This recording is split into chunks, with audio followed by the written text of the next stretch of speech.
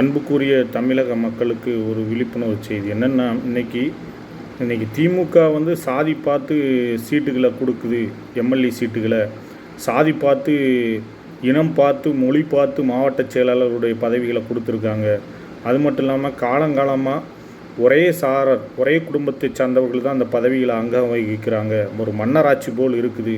இதில் ஒரு மாற்றத்தை கொண்டு வரணும்னு சொல்லி நம்ம டிவிகேவினுடைய தலைவர் அண்ணன் அன்பு சகோதரர் நடிகர் விஜய் அவர்கள் கூறிக்கிட்டு இருக்காங்க. தமிழகத்தில் ஆட்சி மாற்றம் வேணும்னு. இன்றைக்கி அவங்க எதன் அடிப்படையில் போஸ்டிங்லாம் பதவிகள்லாம் போடுறாங்கன்னு தெரிந்து கொள்ளலாமா? தமிழகத்தில் மீனவ சமூகத்தை சார்ந்த தூத்துக்குடியை ஊரை சார்ந்த அன்பு சகோதரி அனிதா ஆகனல் அவர்கள் தள்ளப்பட்டதற்கு அந்த மாவட்ட பொறுப்பை வகிக்காமல் அவர்களிடத்திலிருந்து பிடுங்கினதுக்கு என்ன காரணம்னு கொஞ்சம் சொல்ல முடியுமா? அதாவது இன்றைக்கி தமிழகத்தில் சரியான தாபாக்காவினர் பெண்களுக்கே மரியாதை கொடுக்குறதில்ல. ஒரு சகோதரி அவருடைய நீதிக்காக காரை மறைக்கிறாங்க, முன்னால் வர்றாங்க. அதையும் தாண்டி டிரைவர் ஓட்டுறாரு, உள்ள அன்புக்குரிய தலைவர், தமிழக மக்களுடைய பாதுகாவலர் இருக்கிறாரு.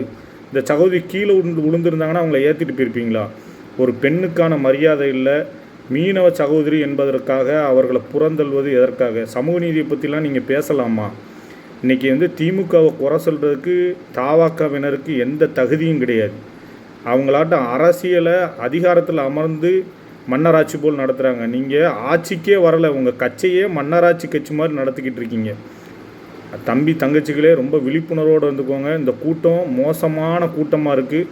அன்புக்குரிய அண்ணன் விஜய் அவர்கள் நடிக்க சொன்னது மட்டும் நடிச்சுட்டு இருக்கார தவிர, பாவம் இந்த படம் 100 நாள் ஓடுன்னு நினைக்கிறாரு. தமிழக மக்கள் தான் உஷாராக இருந்துக்கணும். உங்கள் தலைமையில் கட்டப்படுகிற கட்டமைப்பு உங்களுடைய பிணத்தின் மேல் ஏற்கனவே அதிகாரத்தை அமைச்சிக்கிட்டு இருக்கிறாரு.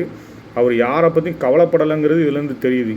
சமூக நீதியையும் திமுகவும் பேசுகிறதுக்கு எந்த தகுதியும் இல்லாத இந்த விஜய் அவர்களுடைய கட்சியும் விஜய் அவர்களும்